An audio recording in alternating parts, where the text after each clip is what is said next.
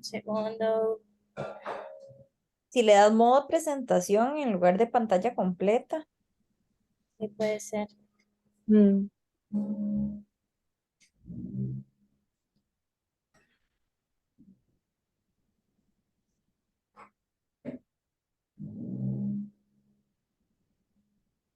¿Así? ¿O tampoco? Yo lo hago todo blanco. Qué extraño. Vaya un toque. Tan, tan, tan.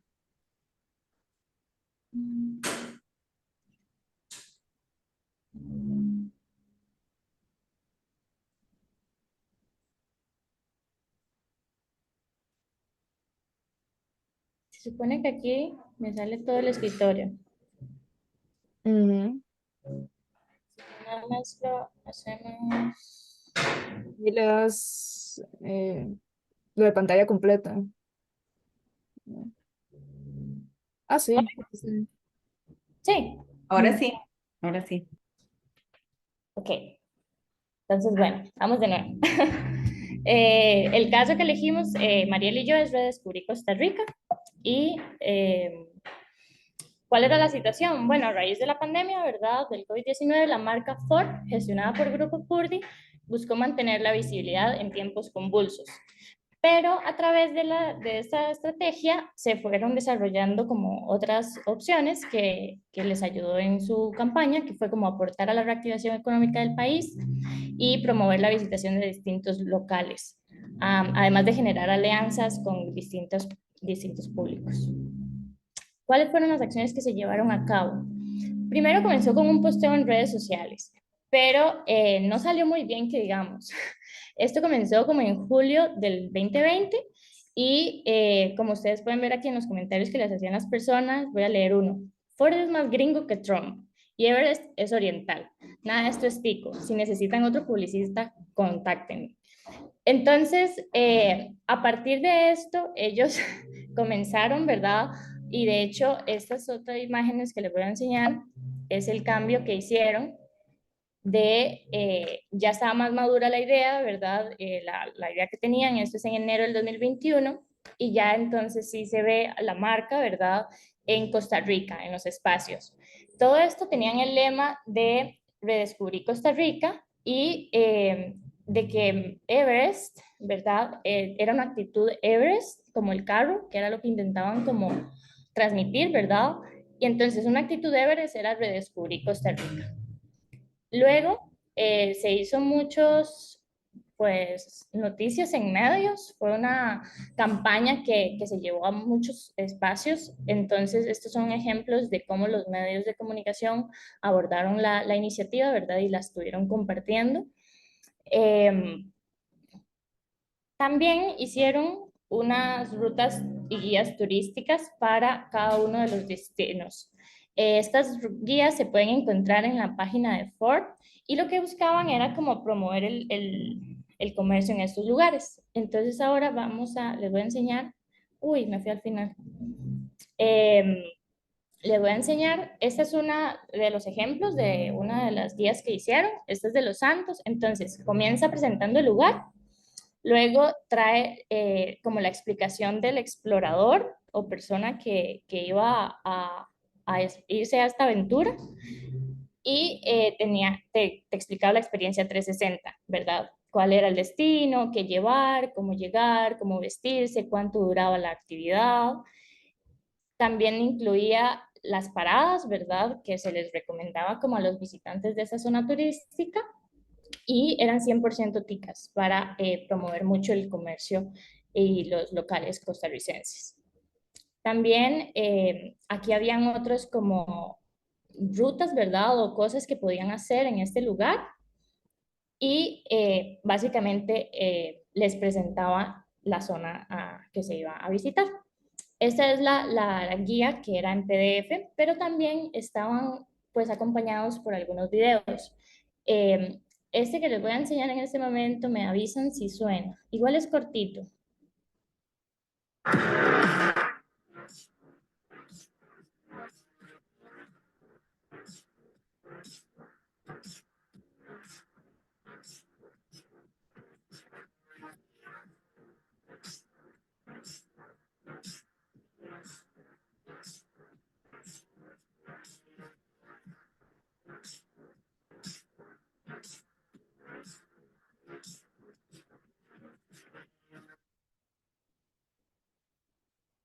Este video, bueno, era más promocional, pero ellos hicieron un video de cada uno de los lugares turísticos que en los cuales plantearon una ruta, ¿verdad? Limón, Cartago, Sarchí, etcétera. Todos estos videos se pueden encontrar en la página de Ford.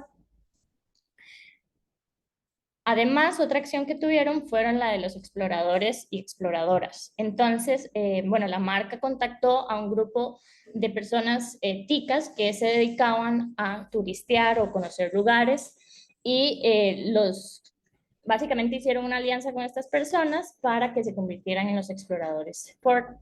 Ese es el perfil de uno de esos exploradores y aquí se puede observar en las historias destacadas cómo él documentó toda la experiencia. También, para finalizar, otra actividad que tenían fue el concurso, ¿verdad? Entonces, compartieron en redes sociales que si querían ser parte de esta iniciativa, entonces que participaran a través del hashtag y vamos a turistear, ¿verdad? Por Costa Rica y vamos a turistear y que ahí podrían quedar participando en esta iniciativa y aquí quedó esta persona, ¿verdad? Como la ganadora del concurso. Ok, ya una vez que la compañera Jimena ha explicado el caso, ahora vamos a hacer un análisis de esto con la teoría retórica de las relaciones públicas. Entonces, puedes pasar el dispositivo, gracias. Entonces, nos basamos en esta premisa que está en la lectura de Míguez 2008 para no explicar toda la teoría, pero sí tener una base para que tengan sentido. Entonces, algo que menciona la lectura es que la retórica debe poseer un carácter dialógico, simbólico y crítico. Entonces, vamos a ir viendo cada una de estas y las acciones que tomó Grupo Purdi y además el texto que va a ver en las diapositivas son citas textuales extraídas de la lectura. Siguiente, por favor. Ok, entonces la primera, la retórica tiene un carácter dialógico. Entonces lo que dice la lectura es que se centra en el diálogo o intercambio de ideas entre los individuos. Entonces las comunicaciones emitidas por la organización son mediadas por un diálogo reflexivo que permite a los públicos interpretar lo que se ha dicho por encima de una escucha pasiva. Entonces, parte de lo que dice es de que el diálogo es muy importante y sigue un tipo de lógica constructivista.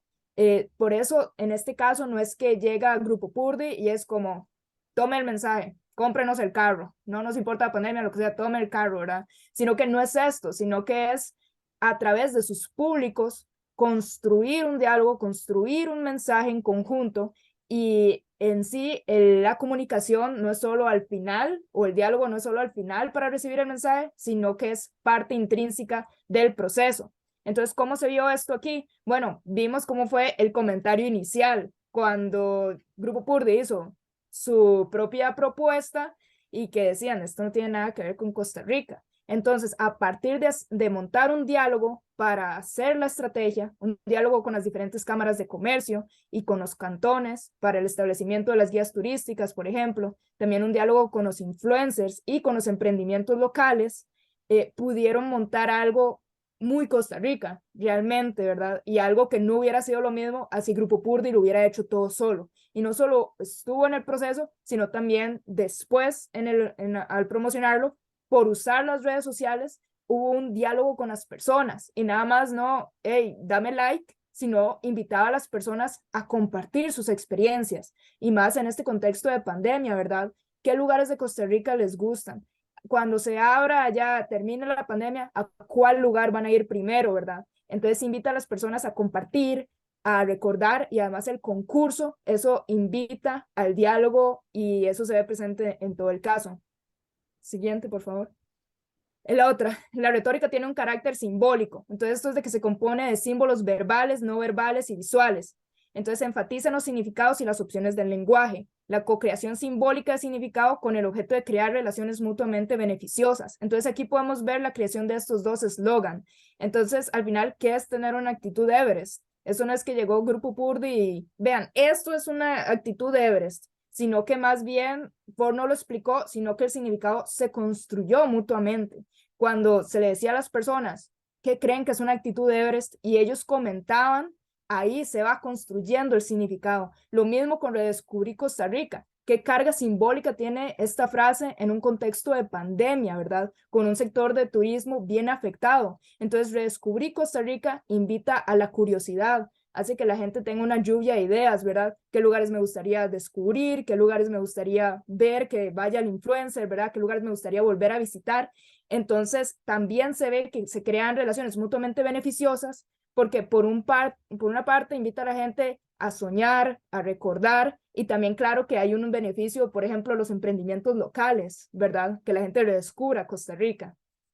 Y por último, está la retórica tiene un carácter crítico, ¿verdad? Entonces dice que la influencia de la retórica en la sociedad y en su valor como herramienta para el desarrollo crítico.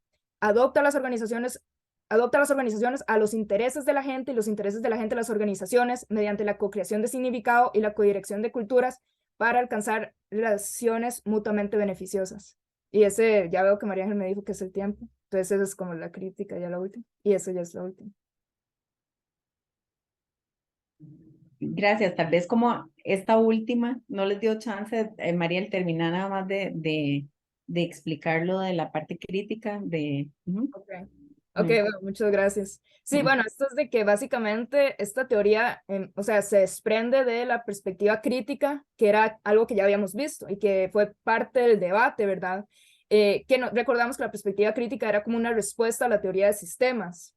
Entonces, algo que dice en la lectura es que en la mayoría de las ocasiones los mensajes de las relaciones públicas sirven solo a los intereses de aquellos que tienen poder, que son las organizaciones, en perjuicio de los públicos, ¿verdad? Entonces es tratar de ver la comunicación en sí misma, entendida como una vía de la transformación de la cultura. Entonces aquí parte de los ejemplos del caso es que vimos que sí adoptaron los intereses de todas las contrapartes y de todos los públicos, hasta el grupo Purdi, digamos.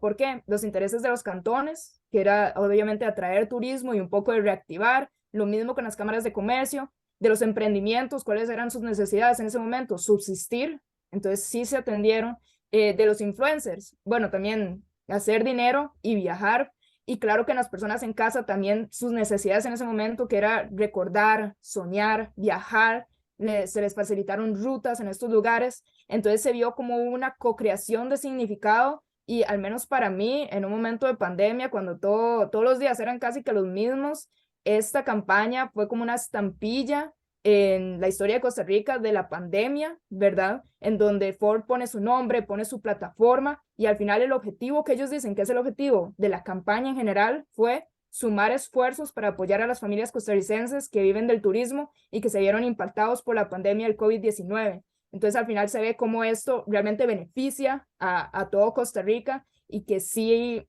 genera como un cambio en la cultura, o al menos generó una mejora en ese contexto de pandemia. Y eso era solamente, sí. Bueno, Ok, sí me faltaba un poquillo, sí. Sí, les faltaba un poquito. No, muchísimas gracias por el ejemplo. Creo que es un buen ejemplo para iniciar esta conversación sobre lo que es la perspectiva retórica. Ustedes mencionaron ya en lo que nos contaron varias cosas importantes. Y esta última que mencionaste es como objetivo de la campaña, para mí, digamos, viendo toda, digamos, como todo el abanico de perspectivas, es una de las cosas que más, permítanme un momentito.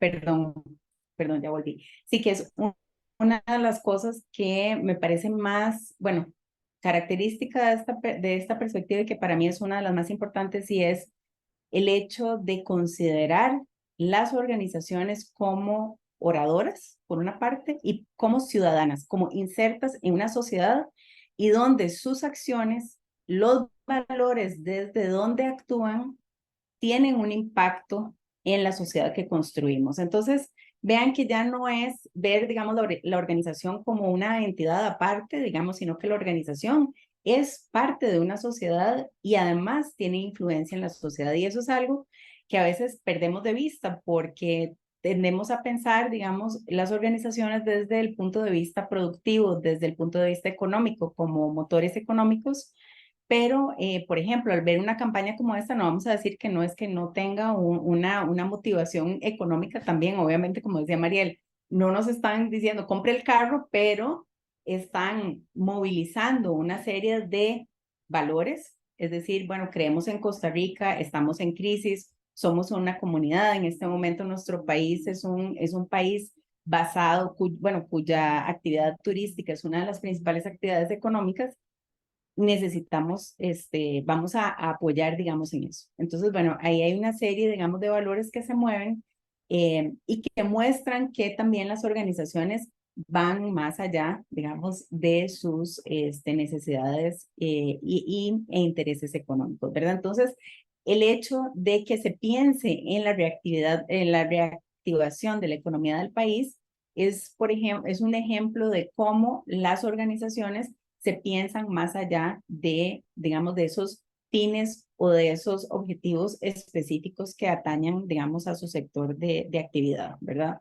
Aquí vemos que es una compañía, el Grupo Purdy es una compañía que trabaja, digamos, en el área digamos, del comercio, ¿verdad? Entonces, bueno, ahí piensan un poco más allá, ¿verdad? Entonces, ese es uno de los puntos que nos trae, digamos, la perspectiva retórica, es pensar a las organizaciones digamos, como parte de ese entorno más grande, ¿verdad? Y como parte integral, y además a reflexionar en cuáles son esos valores que las organizaciones están promoviendo y cómo esos valores que promovemos desde las organizaciones tienen un impacto en las sociedades que nosotros estamos construyendo. Entonces, realmente me parece que en ese sentido es una perspectiva interesante porque hace ese llamado y nos permite también como gestoras y gestores de la comunicación de organizaciones, nos da todavía una responsabilidad más grande, porque la responsabilidad no es solo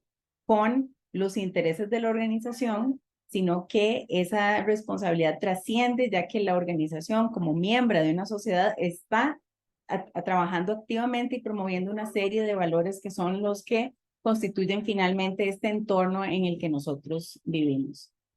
Por ejemplo, el pito de este tren, o sea, es que en realidad yo no vivo tan cerca del tren, entonces no, cuando estoy en la U lo oigo, pero ahora estoy en un lugar, o he estado varios días en un lugar por donde pasa el tren, es una locura. Pero también entiendo, por ejemplo, todo el contexto de la compañía de trenes y los accidentes y, digamos, que por lo menos no sé cómo están las estadísticas actualmente, pero en algún momento las pérdidas de esta compañía a raíz de los accidentes que se provocan en la ciudad era altísima. Entonces uno entiende cómo ese pito es reflejo digamos, de una responsabilidad de bajar un poco los incidentes. Entonces, bueno, ese es un primer punto con lo que es la perspectiva retórica. Una segunda idea fuerte, digamos, de la perspectiva retórica es ese regreso, porque después de que estamos, bueno, todo esto sucede temporalmente, digamos, la perspectiva relacional, la perspectiva dialógica, la perspectiva retórica, todas empiezan a surgir en un tiempo similar, ¿verdad? Bueno, esta autora Míguez se va hasta los 80s, pero digamos, el auge de la perspectiva retórica como tal es con este autor Robert Heath y Elizabeth Todd, eso es más o menos en el 2000, ¿verdad? Pero entonces todas estas ideas nuevas sobre relaciones públicas empiezan como en un tiempo, son como contemporáneas, pero le van agregando algunas cosas importantes. Acá, digamos, para la perspectiva entonces retórica, es un regresar, digamos, a la importancia de la comunicación, digamos, del lenguaje, de los mensajes, ¿verdad? Como parte, digamos, de esa construcción de valores dentro de una sociedad. Entonces, digamos, se basa, ¿verdad?, en lo que es la retórica, porque lo hemos estado diciendo. Entonces, yo quería que ustedes me contaran qué saben sobre la retórica y cómo, vamos a ver, qué saben sobre la retórica, va a ser la primera pregunta. Y una segunda pregunta es, ¿cómo la retórica se puede o puede tener alguna utilidad para las relaciones públicas? Vamos a trabajarlo de esa manera. Entonces, abro el espacio para que me cuenten, me comenten qué es lo que saben sobre retórica. Ajá, Pablo. ¿Cómo estás, Pablo? Todo bien, profe. ¿Todo bien? Profe, a mí me dicen retórica y yo lo primero que pienso es así en discurso, pero Ujú. así como discurso hablado, como cuando, es más, hasta lo relaciono como con elocuencia, pero, o sea, yo sé que no es precisamente elocuencia, pero sí lo relaciono como con eso, como con el hablar, el Y me imagino que expresarse. te imaginas a una de estos cuadros de Sócrates, ¿verdad? Ahí haciendo laboratorio, ¿verdad? Sí, sí, Me- sí, sí, full. sí, exactamente. Bueno, efectivamente la retórica está vinculada con el uso del lenguaje y por eso es que podemos hablar que está muy vinculada con la parte de discurso. Ahora, lo que es interesante es, vamos a ver, para poner esa diapositiva en específico. De hecho, ya vamos a ver.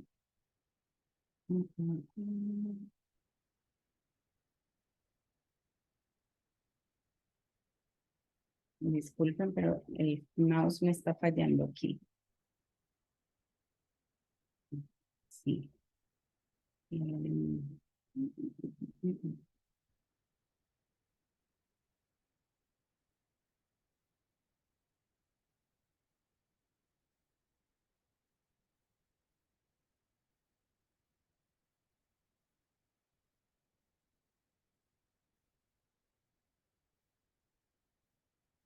Vamos a ver si ahí se ve bien. Ahí se ve bien, ¿sí? ¿Ves? Esa imagen, ¿ves? Parece, cuando uno habla de retórica, generalmente es esto, es una persona dando un discurso, utilizando las palabras para persuadir, ¿verdad? Entonces la retórica está muy vinculada, muy vinculada con el ejercicio de persuasión. Y ustedes saben que por la historia que tienen las relaciones públicas, vincular a las relaciones públicas con el tema de persuasión es casi como una mala palabra, ¿verdad? Porque es volver a esos principios poco éticos del uso, digamos, de la comunicación por parte de las organizaciones, donde se dice lo que sea para defender los intereses de las organizaciones, pero si nosotros hacemos digamos, un repaso, digamos, un poco más concienzudo de lo que es la persuasión, nos vamos a dar cuenta de que es, bueno, sí, utilizar la comunicación con el fin de generar influencia, ¿verdad? Pero no necesariamente tiene que ser un proceso unidireccional, digamos, como el que se ve ahí, una sola persona hablando, sino que es, y ahí es donde viene, digamos, la retórica clásica, es un ir y venir de ideas, ¿verdad? Entonces, hay una posición y hay una contraposición, un poco como en los debates, ¿verdad? Entonces, esa es, digamos, como la base, digamos, del ejercicio retórico clásico, y ese ejercicio retórico clásico, que voy a adelantarme un poco, ¿verdad?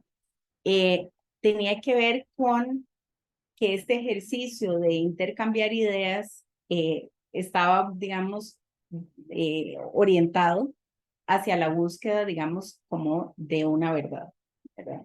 Entonces, vemos que en realidad la esencia de la persuasión es demostrar, ¿verdad? Es generar evidencias, es razonar, y esto pasa de manera dialógica, porque si se hace es un ir y venir. Entonces estamos compartiendo, ¿verdad? Argumentos para poder llegar, ¿verdad?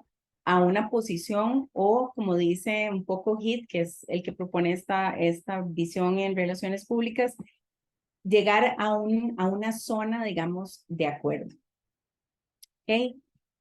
Si nosotros lo vemos, ya por ejemplo, la retórica desde el punto de vista de una persona en relaciones públicas, nos va a decir que de los seres humanos vivimos de adquirir y transferir información, es una parte nada más, ¿verdad? Pero también utilizamos el discurso, ¿verdad? Contencioso, interpretativo, evaluador y formador de opiniones para juzgar la información que tenemos a nuestro alcance y tomar decisiones, generar, digamos, posturas, ¿verdad? Y a partir de ahí ir generando también relaciones, ¿verdad?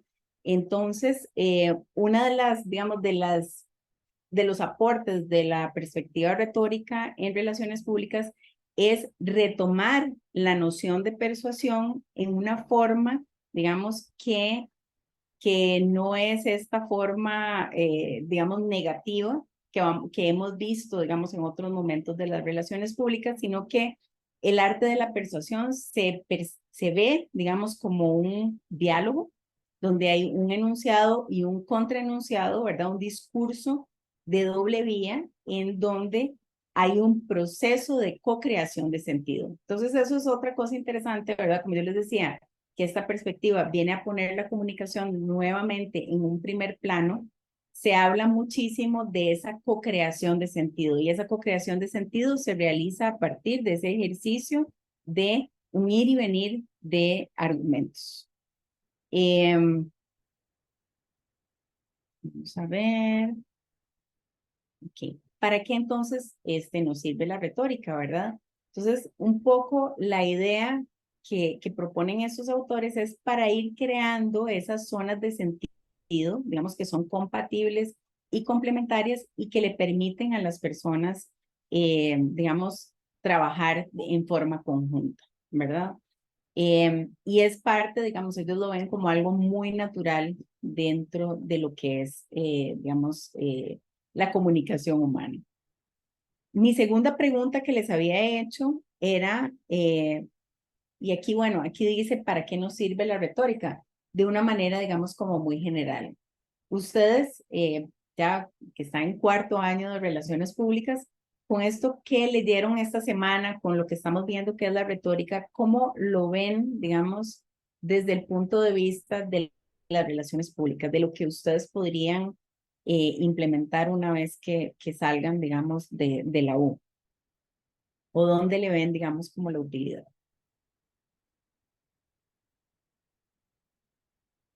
Es una pregunta grande, pero podemos ir respondiéndola por partes. Susan. Ah, bueno, Pablo. Profe, Susana iba a decir algo, levantó la mano, algo así. No sé si fue un efecto de la pantalla, pero digamos, me salió, ya le estoy levantando aquí un falso Susan, me pareció, pero pues era tu manita que se estaba levantando y se pasó por el otro lado. Ok, ok. Sí. Profe, digamos, bueno, a mí en efecto me parece que tal vez la pregunta es muy amplia, ¿verdad? Pero me parece que la co-creación de significados implica que se dé como en un grupo de personas, ¿verdad? En un grupo específico de personas. Entonces, cuando pienso en un grupo específico de personas, se me viene a la mente como interna. Entonces, por ejemplo, si uno llega y dice, tenemos que hacer un trabajo más responsable, ok. Pero ¿qué quiere decir hacer un trabajo más responsable? O sea, tiene demasiadas aristas esa expresión y puede ser muy casuístico, ¿verdad? Depende de si la organización trata con dinero, por ejemplo. Entonces, ser más responsable, de tener cuidado, de llevar todas las finanzas, de ser más cauteloso con los estados de cuenta, o ser responsable porque tal vez es una ONG que trabaja con personas, yo qué sé, en riesgo de pobreza, yo qué sé. Entonces, tiene que tener responsabilidad en el abordaje de sus situaciones personales y tal. Entonces, yo siento que tal vez el tema de la co-creación de sentidos puede aplicarse en como interna, en ese sentido, como, que es ser responsable según como lo que guía nuestro actuar en una organización. O sea, insisto, por ejemplo, yo en algún momento trabajaba en Amazon, ¿verdad?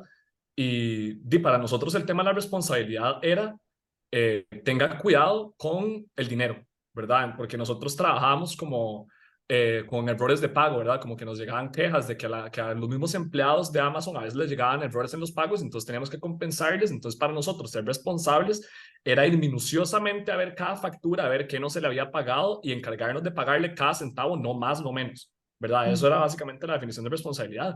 Pero el tema de ser responsable en la U, por ejemplo, es hacer los trabajos y sacar el rato y todo, ¿verdad? Entonces... Sí, efectivamente, bueno, como vos decís, hay una contextualización que se debe de hacer de eso, y es a partir de ese ir y venir de ideas que estamos diciendo, entonces efectivamente el ejercicio, digamos, retórico permitiría hacer, digamos, llegar a esas zonas de sentido compatibles que guían en otro momento, digamos, la acción. Entonces, efectivamente, a nivel interno lo podemos ver perfectamente. Susan y después Jocelyn. Y ahora sí, Ahora sí. sí, a mí se me confunde un poco esta teoría porque, por ejemplo, yo pienso en esta parte de retórica y se me viene a la mente como algo de responsabilidad social, no sé, tal vez trabajando con comunidades, como por ejemplo Purdi, no sé, que está ahí cerca La Peregrina, por ejemplo, y tienen que, no sé, están trabajando en algún proyecto y van a hacer uso de esta perspectiva retórica y va a haber como esa conciliación eh, y, y ese sentido de ideas y trabajar juntos y juntas por algo, ¿verdad? Donde se debería de involucrar lo simbólico, lo dialógico y por ahí lo crítico que mencionaron las compañeras. Pero, por ejemplo, ahí se me enreda porque creo que también tiene mucho que ver con lo dialógico y lo relacional. Entonces, ¿cómo marcar ese punto y hacer como cómo diferenciar esta perspectiva de las otras? Porque yo siento que incluye mucho de las otras. Entonces, ¿cómo yo llegar y decir, bueno, esta es retórica? No, Ok. no, más bien no era como una aclaración de lo que Una preguntaba. pregunta, ¿no? Está muy buena tu pregunta. Vamos a ver lo de Jocelyn, a ver si es un ejemplo y nos devolvemos a tu pregunta, Susan, que está muy buena. Jocelyn, Hola, ¿se escucha? Es que está lloviendo, entonces no sé si se escucha. sí, sí, sí se Ok, escucha. lo mío ya me ha relacionado a la pregunta que usted ha hecho, profe, que siento que el tema de retórica está como en todos los mensajes. Y en relaciones Ujú, públicas trabajamos pues con mensajes, ¿verdad? Ya sea en la parte interna, como hablaba Pablo, o con públicos externos, o en general cualquier tipo de stakeholder. Y el tema con esto es que, y como todos los mensajes, tienen como sus propias partes como simbólicas y de significados. Eso también es algo que tenemos que tomar en cuenta en RP porque de eso depende que el público también entienda lo que queremos que entienda. Entonces siento exactamente. que ahí es donde influye la retórica y en cómo nuestros mensajes llegan como a afectar a sus públicos. Sí, muy bien. Y además va en la línea del caso que presentaron las compañeras. Eso fue una de las cosas del caso que presentaron hoy, que digamos que iba muy en la línea con lo que plantea la perspectiva retórica, es justamente lo que le pasó a Purdy. O sea, ellos se fueron adelante con una campaña que no le habló al pueblo costarricense porque no habían un arraigo, digamos, con la parte simbólica. Y fue una vez que a partir, digamos, de presentar una idea y recibir una serie de contraideas, que se pudo co-crear, digamos, la campaña que finalmente nos presentaron las compañeras de redescubrir Costa Rica fue algo a lo que llegó la compañía en sus mensajes a partir de ese primer encuentro eh, y un encuentro feo, digamos, de recibir esa serie de mensajes, pero así es el diálogo. Uno no sabe qué es lo que va a recibir, es el riesgo de abrir las comunicaciones, pero vean, digamos, el resultado que se puede tener luego a partir, digamos, de la campaña. Ana Laura, y no me he olvidado de la pregunta de Susan, nada más la voy a dejar para el final para ver, digamos, si también la compañera tiene algo con respecto a la pregunta que yo había hecho. Ana Laura. Profe, yo creo que en mi caso yo concuerdo muchísimo con lo que dijo Joss, que me parece que la perspectiva retórica debería ser estar siempre presente como de manera paralela al actuar de la organización. Y tristemente pensando en este caso, ¿verdad? Del grupo Purdy, a veces eso pasa hasta que las audiencias llegan al punto de decirnos como, hey, eso no nos está gustando, eso no es así, eso no nos representa. Pero creo que es súper importante para cualquier organización crear sentido compartido con sus audiencias, ¿verdad? Porque siento que eso también influye muchísimo hasta en la confianza, ¿verdad? Sí, efectivamente. Para volver un poco a la pregunta de Susan, entonces, ¿cómo definir? Ahora vimos relacional y cuál es la diferencia de la relacional con la dialógica. Ya vimos que esas dos están muy vinculadas, ¿verdad? Solo que, digamos, dentro de la perspectiva relacional, lo importante, ¿verdad? O el centro o el meollo es justamente los relacionamientos de la organización. La comunicación se convierte en una herramienta para poder generar esos relacionamientos y el diálogo, digamos, o estas comunicaciones bidireccionales simétricas, que es, digamos, una de las nociones más importantes de la perspectiva dialógica, digamos, es totalmente compatible con esa visión relacional, ¿verdad? Ahora, ¿qué es lo que plantea distinto la retórica? La retórica retoma el diálogo como ese ir y venir de argumentos, ¿verdad? Que son los que se contraponen y se presentan para poder crear esas zonas de sentido compatibles. Pero vean que la perspectiva retórica, la diferencia, digamos, está como en dos niveles. Una es qué es la organización o cómo se percibe la organización dentro de esta perspectiva. Entonces se percibe como un miembro más de la sociedad con responsabilidades hacia la sociedad. No estamos hablando de responsabilidades hacia los públicos, es a nivel societal. Entonces, digamos que nos permite ubicar la organización en digamos, en un entorno mucho más amplio, ¿verdad? Eso por un lado. Y la segunda diferencia, ¿verdad? Tiene que ver con el lugar que le da a la comunicación. Si bien en las otras dos recuerden que en la relacional son los relacionamientos, es el establecimiento de relaciones de largo, digamos, de largo alcance.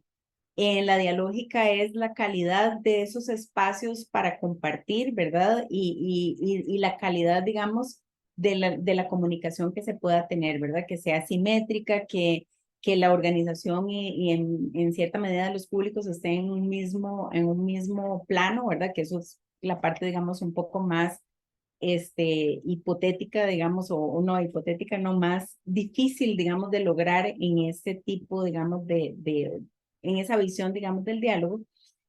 Y la perspectiva retórica, entonces, retoma la importancia del lenguaje, del discurso, de cómo se plantean, digamos, esas ideas para generar esas zonas de sentido compatibles. Entonces, la creación de sentido o la co-creación de sentido a partir del lenguaje es la otra parte, digamos, crucial de la perspectiva retórica y que nos permite diferenciarla de las otras dos. Susan, no sé si te quedó más claro cómo se diferencia.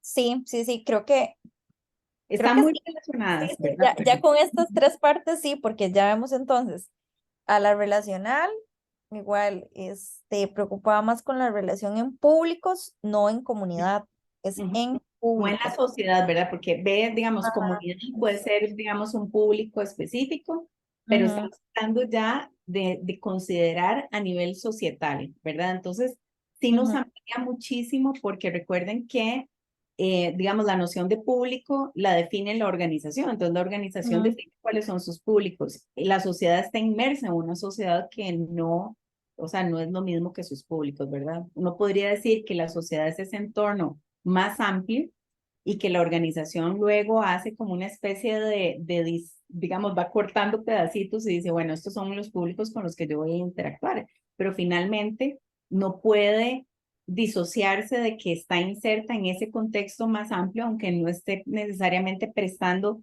y piense que no está interactuando directamente con ese entorno más amplio, ¿verdad? Entonces, ese es un poco, y quería retomar algo que dijo, creo que, no sé, la parte de responsabilidad, alguien mencionó lo de responsabilidad social y eso, bueno, justamente es una de las áreas, igual que también en crisis, donde se aplica mucho la perspectiva retórica, que tiene que ver con también cómo comunica la organización esas cosas que hace, esos valores que tiene, esa contribución, cuál es el valor, digamos, que está agregando la organización a la sociedad. Eso es parte también que se analiza y se puede realizar, digamos, a partir de tomar una perspectiva retórica. Creo que fue Jocelyn ahora que me acuerdo.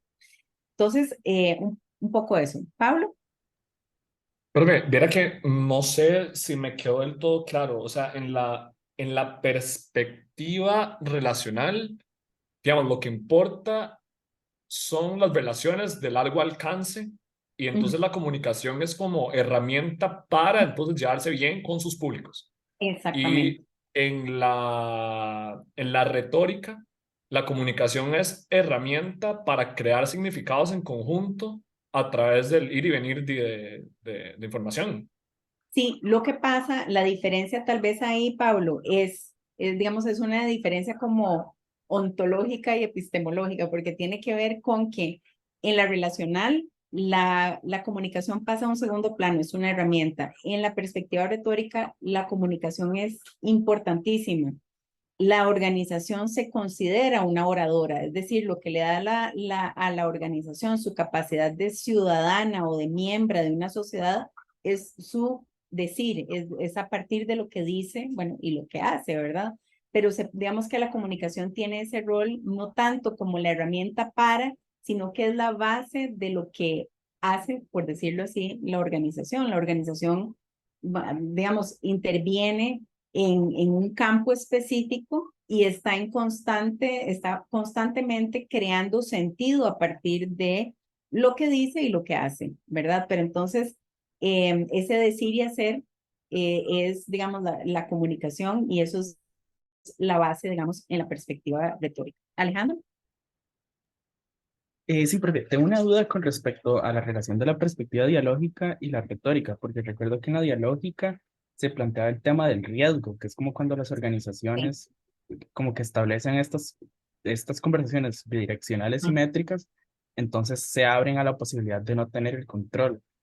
Claro. Eso es similar a la retórica en ese sentido, porque Es, como nos interesa el tema societal, supongo, no sé si... Sí, exactamente, digamos, esa idea de, digamos, porque digamos eso, esa idea del riesgo está vinculada a la noción de diálogo. Una vez que yo te tomo en cuenta como un otro con el que puedo, digamos, conversar a un mismo nivel, entonces corro el riesgo de lo que vos me vas a decir. La perspectiva retórica retoma la noción de diálogo, ¿verdad? Y ve que es como interesante porque estamos hablando de que retoma la persuasión y uno diría persuasión y diálogo como que no, ¿verdad? Pero ellos consideran que la persuasión es ese ejercicio de ir y venir de ideas y que es el diálogo, es un ir y venir también de ideas, ¿verdad? Entonces, digamos que a veces a nivel teórico depende mucho de cómo vos definís una noción para poder hacer ese empate entre las cosas. Entonces, retoman en la retórica la persuasión, retoman la idea de diálogo y así se establece, digamos, esa vinculación y por retomar la idea de diálogo, estamos en ese riesgo, ¿verdad? Y por eso, digamos, el caso de hoy fue muy bueno, donde muestran esos comentarios de qué hace la gente, qué es esto, esto no es Costa Rica, o sea, está buenísimo, ¿verdad? El ejemplo en ese sentido, o sea, ese es el riesgo de hacer una campaña sin, digamos, tomar en cuenta, por ejemplo, cómo va a generar sentido la otra persona. Y eso es lo otro importante. Muchas veces, desde las relaciones públicas, desde muchas de nuestras, digamos, prácticas profesionales en comunicación, estamos acostumbradas y acostumbrados a ser emisores. Entonces nosotros emitimos mensajes creyendo que el mensaje está empacado y va a ser desempacado de la misma forma que nosotros lo empacamos y lo van a entender así, y ese no es el caso, ¿verdad? Entonces, esta perspectiva, al poner también la comunicación en ese primer plano y al poner nuevamente los mensajes, no es tanto también desde el sentido de la emisión, sino que también la interpretación que se va a hacer a partir de estos mensajes, ¿verdad? Se parte de la idea de que ese significado no está, el significado no está en el mensaje, el significado lo interpreta y lo genera digamos, quienes reciban este mensaje. Ok. No sé si hay alguno, no, Alejandro, no sé si eso te contestó la Sí, pregunta. sí, te fijo. Gracias, profe. Ok. Nosotros, vamos a ver, yo esta presentación igual se las voy a pasar. Ahí hay varias cosas. Por ejemplo, vean, acá está la definición de diálogo entre distintos puntos de vista en el mercado de la opinión pública, ¿verdad? Entonces, sí, de esa forma es que se concibe, por ejemplo, la persuasión en esta perspectiva. Pero lo que quería ver era, vamos a pasar al 3, sí, a la parte de la perspectiva, digamos, retórica propiamente, ¿verdad? Entonces, Si nosotros queremos ver una definición de las relaciones públicas desde la perspectiva retórica, y esta es la que nos propone Robert Heath en el 2001, vamos a ver que es una función de dirección que retóricamente adapta las organizaciones a los intereses de la gente y los intereses de la gente a las organizaciones mediante la co-creación de significado y la codirección de culturas para alcanzar relaciones mutuamente beneficiosas. Aquí se ve, porque digamos, este autor sigue escribiendo a través de los años, esta fue una primera tentativa, digamos, de definición de relaciones públicas. Si ustedes se van a algunos de los cursos anteriores, van a ver que me hace mucha gracia cómo hacen esto, porque parece que van agarrando pedacitos como de cada época. Entonces, vemos aquí, ay, perdón, función directiva. ¿De quién era esto de función directiva? De Grunig y Hunt, digamos que ellos fueron los que hablaron de las relaciones públicas como una función directiva, ¿verdad? Entonces, bueno, ahí le mete esto de que retóricamente, a partir del uso del lenguaje, se adaptan, digamos, los intereses, y ahí está la parte crítica, porque se entiende que las organizaciones tienen intereses, que los públicos tienen otros intereses, ¿verdad? Entonces, a partir de la comunicación, se hace esa adaptación o ese conocimiento, ese ir y venir, digamos, de los intereses de las organizaciones, de los públicos, ¿verdad? Para ir generando esos sentidos compartidos, ¿verdad? Y además está esta parte, digamos, también cultural, ¿verdad? Que si estamos hablando de la creación de significados, todo esto no tendría sentido si no está inmerso, digamos, en ese, digamos, remanso cultural en donde están donde se dan todos estos significados, ¿verdad? Y no podía faltar, digamos, esta parte de relaciones mutuamente beneficiosas. Si ustedes leen este autor años después, van a ver que su postura, digamos, aquí está tratando él como de hacer una mezcolanza, digamos, entre muchas cosas. Luego él, digamos, va dejando de lado también estas relaciones mutuamente beneficiosas porque la parte de entender que tenemos intereses que a veces no son compatibles va tomando una preeminencia, entonces su postura se va haciendo un poco más crítica en el tiempo. Ustedes tal vez se preguntarán por qué, bueno, tenemos una autora española que es la que nos teníamos en el texto del día de hoy, que nos cuenta y hace esta recensión, pero si vieron y se dieron cuenta, no hay ningún autor, digamos, latinoamericano o hispanohablante, digamos, dentro de esta visión retórica de las relaciones públicas, y así es.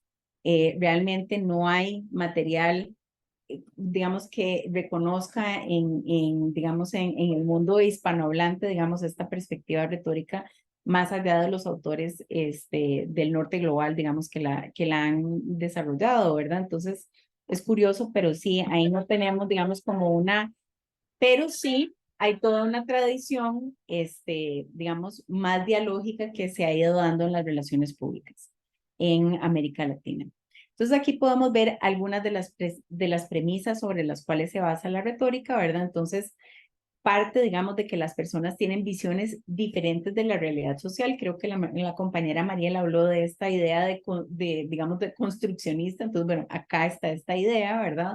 También está a la base, digamos, de la perspectiva retórica el hecho de que se requiere de esa discusión, de poner, digamos, en conversación, digamos, las ideas, ¿verdad?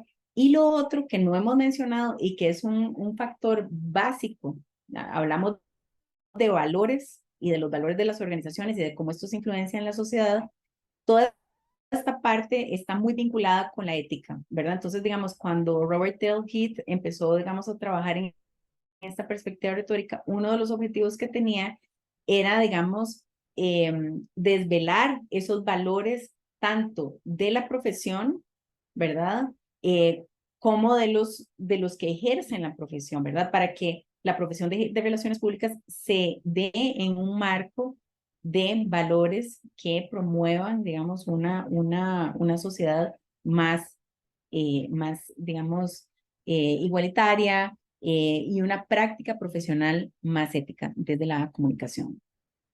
Vamos a ver acá, digamos, que lo que se enfatiza es esta coincidencia, digamos, de ideas y no necesariamente el llegar a un consenso, ¿verdad?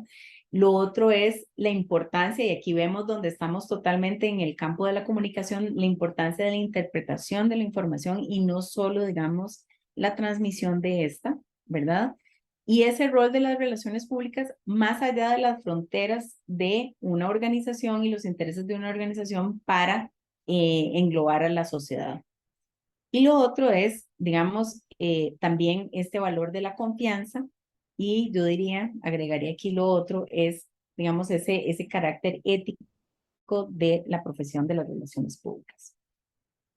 Nosotros tenemos hoy a una invitada que está por llegar. Voy a ponerle aquí un mensajito nada más para ver si le damos el pase o vemos un poquito más. Profe, aquí cuando dice concurrir, Ajá. coincide frente al consenso, o sea, no importa que estén o no de acuerdo, sino que al menos estén algunos puntos, tengan puntos en común. Exactamente. Y es, digamos, como, de hecho, la expresión, digamos, que tal vez lo explica mejor, es esas zonas, digamos, que teníamos en una de las diapositivas anteriores, zonas de, ay, auxilio, Creo perdón. que de sentido. Es decir, de producción de sentido, y son zonas en donde concurrimos, digamos, donde llegamos a estar, digamos, no totalmente de acuerdo, pero donde coincidimos. Por eso es la diferencia entre el consenso y, digamos, ese coincidir. Jocelyn. Profe, yo tenía una duda porque en la lectura, al puro final, se hace la mención de otra, no sé si es autora o autora, que decía que lo que propone Heath era un poco como idealizado, porque hablaba como de una visión muy responsable de la profesión. No sé, Sí. o sea, no sé si la lectura no lo explicó mucho, porque yo no lo entendí, pero no sé si se trata mucho de esto de depender mucho de lo que es la confianza y la ética. Como que es Tiene que ver. algo muy idealizado de que todo el mundo va a trabajar bien y hacer lo más moral y ético de la vida, ¿verdad? No sé si sea por eso que dice que dibuja como una visión muy ética, perdón, muy idealizada de la CRP y también una sociedad muy idealizada. Exactamente, digamos, todas estas perspectivas y, bueno, particularmente, digamos, la dialógica tienen algunas de las ideas que son difíciles, digamos, de pensar o, digamos, en su ejecución total a partir de lo que conocemos de este mundo y de esta sociedad, ¿verdad? Pero tiene que ver con eso, la confianza. Pero esta reflexión, digamos, este artículo de Míguez es del 2008. Vean que ya estamos, digamos, al 2023, y el pensamiento, por ejemplo, de la persona que ha sido como representante máximo, digamos, de esta perspectiva es Robert L. Heath, y él ha ido cambiando algunas de sus, cambiando no, pero digamos, como dejando algunas ideas más pequeñas y poniendo otras, digamos, en un plano más grande. Entonces, tal vez una de las ideas que más grande se ha hecho a partir de esto es el lugar de la comunicación y del lenguaje en la generación de esas zonas, digamos, de coincidencia, ¿verdad? Pero él sí le parece que esta perspectiva es la que le permite a las relaciones públicas ser más responsables y éticas con respecto a su funcionamiento en la sociedad actual. Entonces, digamos, esa idea no se ha ido totalmente de ahí, ¿verdad? Esa se mantiene. Ujú. Ok, acá, digamos, tenemos esas visiones de la comunicación, ¿verdad? Entonces, vean que se ve el carácter transformador, digamos, de la comunicación, ¿verdad? Que no es una simple transferencia de información. Se pone ese acento en lo que es el significado, ¿verdad? O sea, y las interpretaciones. Entonces, digamos, no es solo ese rol de emisión, sino que es también, o se le da ese papel importante de interpretación a quienes reciben estos mensajes. Y la organización, ¿verdad? Como lo vemos acá, es esa oradora, ¿verdad? Sí, emisora de mensajes, pero también esa ciudadana que cumple un papel en la sociedad y que está sujeta a deberes y responsabilidades particulares, ¿verdad? Entonces, de ahí que a partir, digamos, de esta perspectiva también se entienda un poco temas como la responsabilidad social. Yo acá tenía una última diapositiva donde vemos, digamos, como el hilo, ¿verdad? Entonces, donde vemos que la perspectiva retórica, ¿verdad? Digamos, es ver el aporte de las relaciones públicas a la sociedad a través de la retórica, ¿verdad? Que es ese escrutinio público de las organizaciones, es tomar en cuenta de que las organizaciones también requieren de una licencia social para poder, digamos, operar, o sea, dependen de las sociedades en las que se desarrollan, ¿verdad? Vemos cuál es, digamos, o cómo se concibe la retórica, ¿verdad? Y cómo la retórica está vinculada con este concepto, digamos, de persuasión, que es esa acción comunicativa que va más allá de lo informativo, que se implementa a partir de lo dialógico, ¿verdad? Como esa deliberación de argumentos y contraargumentos, ¿verdad? Y el propósito de todo esto, que podría ser inicialmente convencer, posicionar ideas y mensajes, ¿verdad? Lo que hace también es genera una co-creación de sentido, ¿verdad? Donde la organización como oradora, ¿verdad? Establece esa relación con los públicos en una dimensión, digamos, mucho mayor que es a nivel societal, ¿verdad? Y a nivel, digamos, lo podríamos poner también de lo que es la opinión pública. Entonces, vemos cómo la perspectiva, digamos, retórica contribuye a entender el mercado como un lugar de diálogo, de debate, de argumentos, de contraargumentos, ¿verdad? A partir de un proceso de comunicación y le da esa centralidad también al lenguaje en la construcción de mensajes y estrategias retóricas, ¿verdad? De hecho, una parte de, digamos, cuando ya vemos la implementación o el uso, digamos, de esta perspectiva, parte mucho, como lo decía inicialmente Pablo, del discurso, ¿verdad? Entonces, el análisis del discurso, qué palabras estoy utilizando, qué imágenes estoy poniendo, cómo, por ejemplo, se expresa, se viste una persona vocera, digamos, toda esa parte, digamos, por ejemplo, en crisis de vocería, hay toda una parte, digamos, de esto que se desarrolla a partir de la perspectiva retórica. Por poner un ejemplo, a nivel también de estrategias de relaciones públicas, el conocer, digamos, ciertas, por ejemplo, lo vemos mucho en crisis, cuáles son las estrategias para digamos, comunicar lo de la crisis. Me voy a disculpar, ¿verdad? Hay toda una serie, digamos, de estas cosas que están dadas, por ejemplo, desde ejercicios retóricos que son, digamos, conocidos. Yo no sé, María Ángel, si por ahí ya está María José. No, profe, todavía no está. Bueno, les propongo que tomemos un receso de unos 10 minutitos y volvamos. Ya para entonces ya va a estar María José. Y entonces tomamos el receso. Son a las 26 entramos, ¿ok?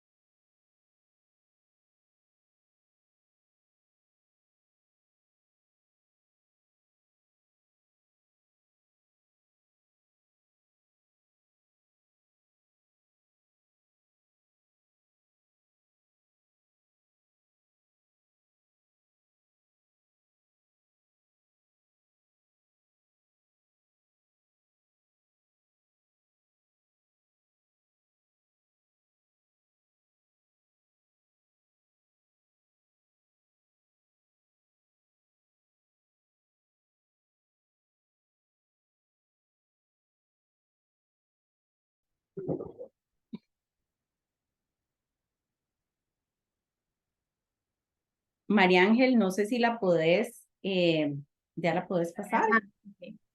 Sí.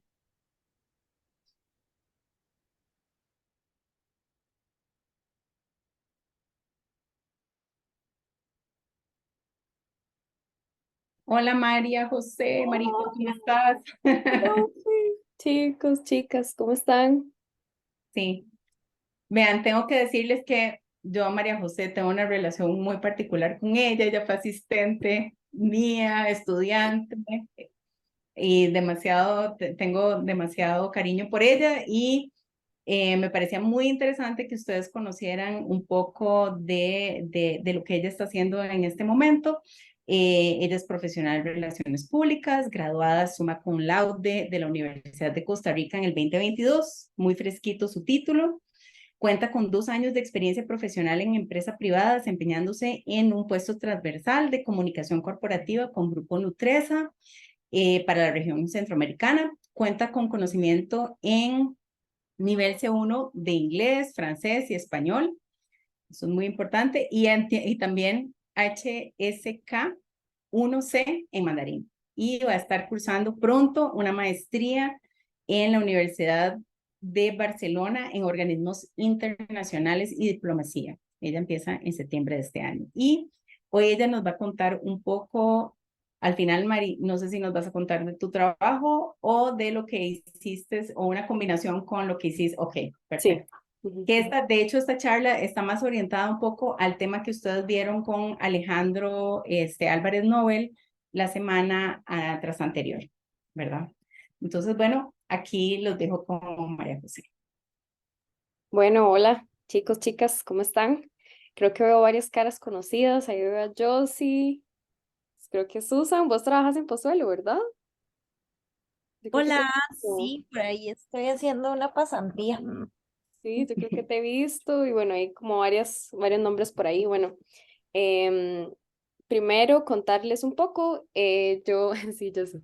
Yo hice una investigación. Yo decidí trabajar sola desde que iniciamos en el curso. Yo me imagino que ya lo llevaron. Construcción del objeto, ya todos lo llevaron.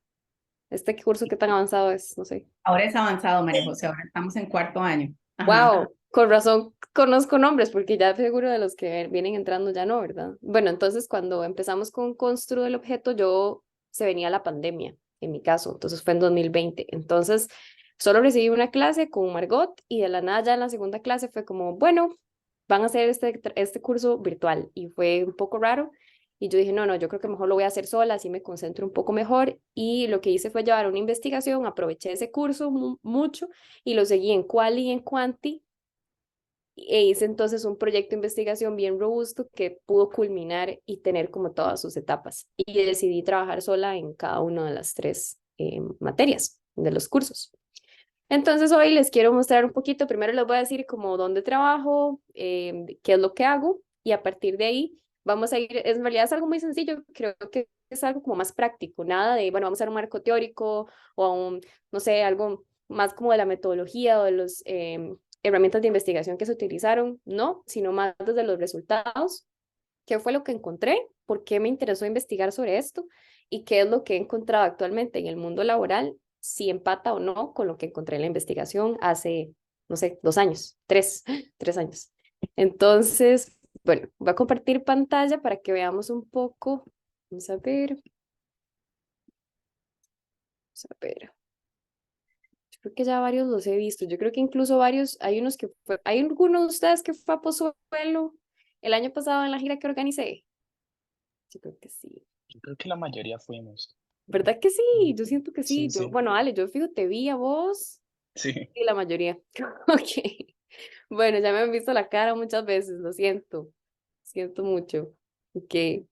Bueno, ahora sí, empecemos. Entonces, espero que esto no sea repetitivo con lo que habíamos hablado, porque lo que había hecho el año pasado en Pozuelo fue más que todo como mostrarles un poquito de cómo era la contraposición entre la gerencia o el departamento de comunicaciones de Pozuelo y el de servicios Nutresa, que es en donde yo trabajo. Entonces, tal vez, qué dicha, hay unos que ya sepan qué es servicios Nutresa. Entonces, les voy a hacer la pregunta a los que dijeron que ya me habían visto. ¿Alguno recuerda qué hace servicios Nutresa o por qué tiene vínculo con Pozuelo o qué es?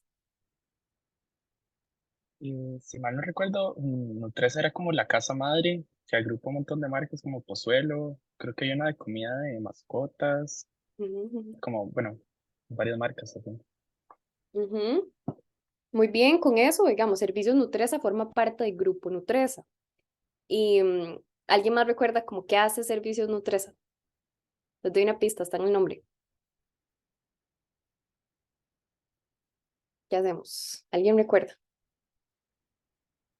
Vamos a ver, ¿quién dijo que había ido? Vamos a ver, Pablo, ¿recordás? Pablo Mesén, ¿estás por ahí? No producen alimentos como de diferentes tipos. Ok, no, todo bien, yo les explico, para eso estoy aquí. Bueno, esta presentación la titulé en Digitalización en el mercado laboral de la CRP, de las relaciones públicas. Luego les voy a explicar un poquito más como de la investigación en sí.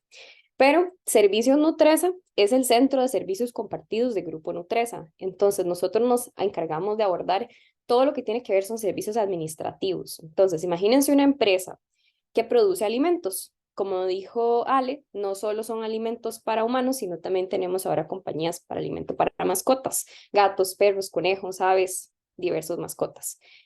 ¿Qué es lo que hacemos nosotros como Servicios Nutresa? Les damos los servicios que tienen que ver con la parte financiera, contabilidad, tesorería, la parte de recursos humanos, nómina, reclutamientos, todo lo que tiene que ver con compras. Para nosotros es demasiado importante. ¿Qué pasa si nuestros chicos de compras no se encargan de comprar los empaques para los helados de Pops? Entonces no hay en dónde guardar el helado y enviárselo al supermercado, ¿verdad? Entonces toda la parte de compras, materias primas, empaques, servicios indirectos, todo, ¿verdad? Desarrollo de proveedores, de todas estas compañías y un montón de cosas más.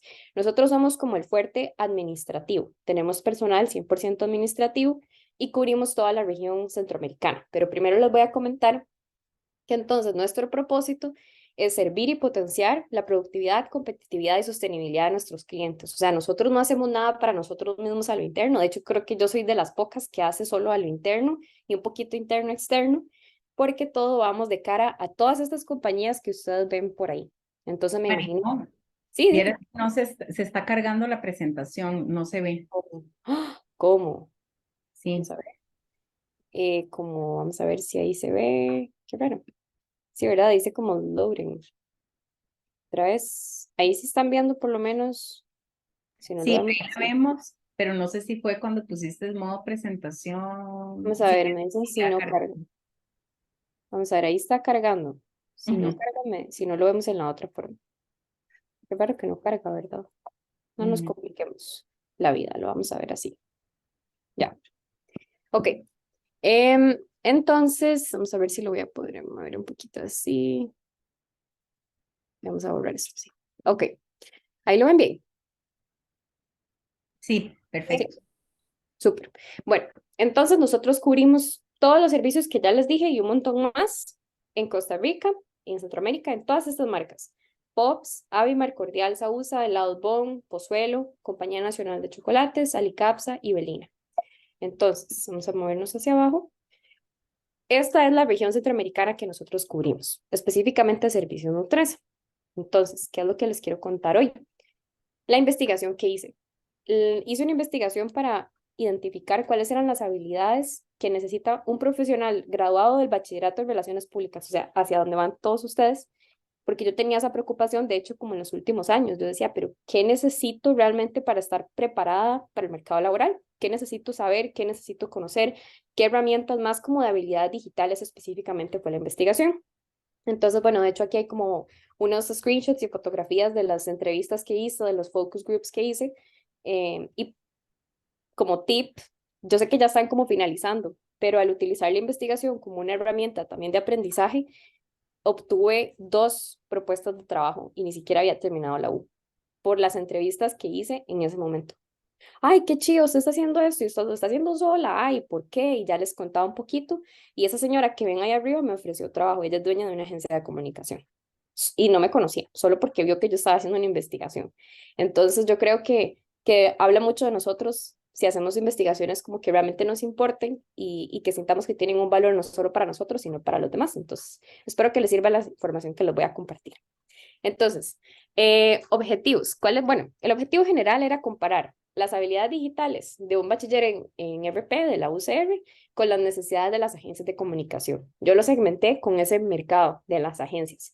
Ahorita vamos a comparar un poco lo que ven los CEOs o representantes de agencias y lo que yo he vivido en comunicación interna, porque lo que yo hago es meramente como interna, ¿verdad? Es diferente.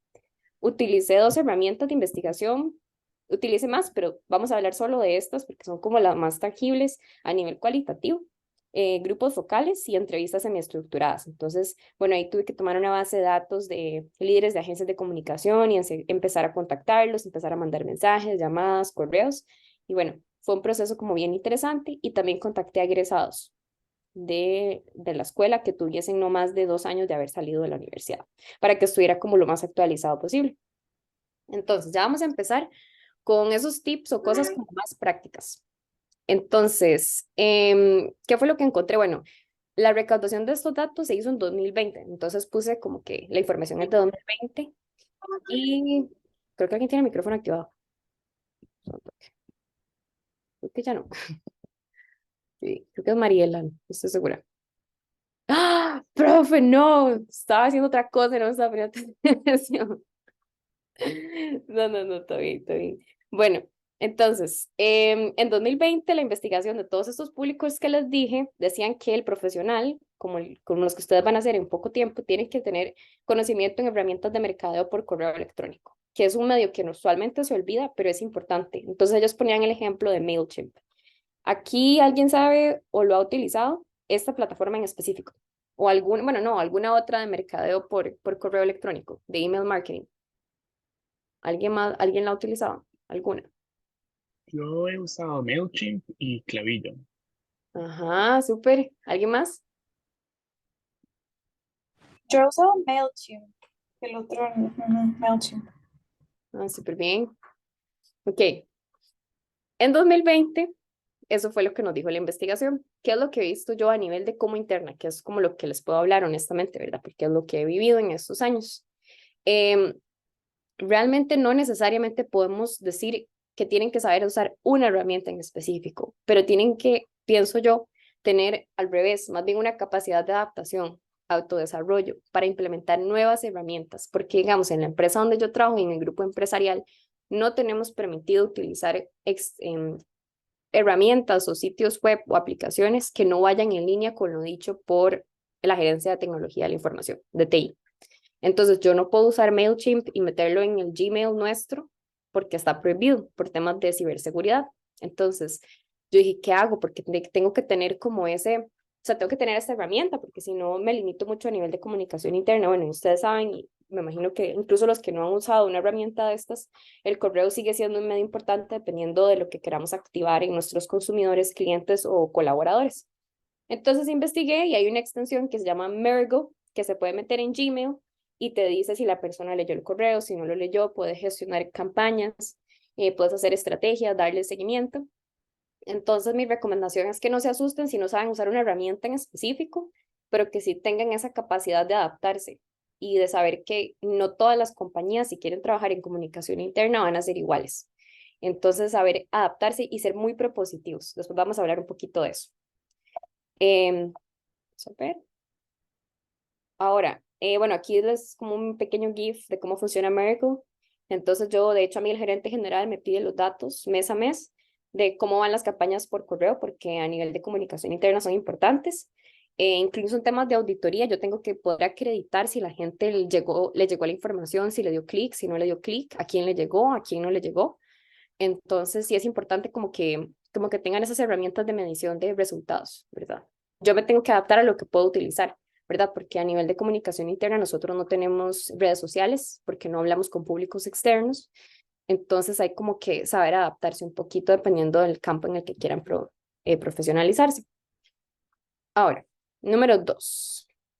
La investigación me dijo, eso es tanto líderes en agencias y egresados, que un profesional en RP, para ser competente a nivel de entrevista y a nivel profesional, tiene que tener capacidad para entender y poder visualizar resultados, como lo que les decía, métricas en sitios web y en redes sociales. Y hablaba de estos dos. Bueno, podemos meter ahí como Facebook, Instagram y TikTok en ese momento. ¿Qué es lo que les digo yo? Si alguno de ustedes quiere desempeñarse en comunicación interna a nivel organizacional, dependiendo de la organización, como lo que les dije antes, no se trabaja en redes sociales. Entonces yo tuve que empezar, bueno, no sabía mucho cómo usar Google Analytics, tenía como un conocimiento así como intermedio porque en alguna asistencia lo había utilizado en un sitio web, pero tuve que aprender a usarlo solita. para poder tener, hicimos como varios sitios web en Google Sites, porque solo se puede usar Google en nuestra compañía, y YouTube. Entonces empecé a implementar, en lugar de hacer TikToks, hago shorts de YouTube, porque tengo que adaptarme a lo que la empresa y la compañía permite, ¿verdad?